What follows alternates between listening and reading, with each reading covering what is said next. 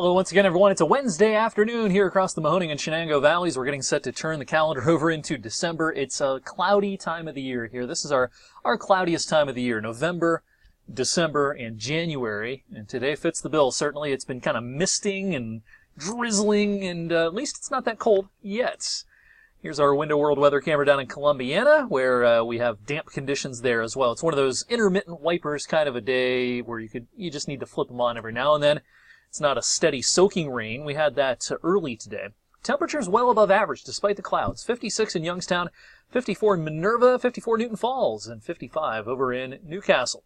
Now the radar is a little deceptive. A lot of times the radar beam overshoots drizzle, which tends to fall out of very low clouds. We see the same thing in the winter with flurries that sometimes don't even show up on the radar because they're falling out of a cloud base that's below the radar beam. But it is trying to precipitate a little bit out there this afternoon.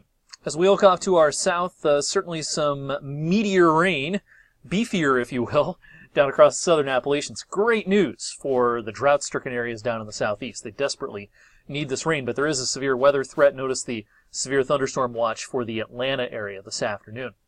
Here's where the cold air is, just off to our west. You're going to notice the change by tomorrow, certainly, as this cold front rolls east. December will start on a seasonable note. It's kind of back to normal. We're also going to get another round of steadier, heavier rain later on today, mostly after sunset. Here's our high-res futurecast. There's our steady rain about 8, 9, 10 o'clock this evening. It'll come and go. We're left with sprinkles and maybe a flurry then for our Thursday, along with those cooler temperatures and gusty winds.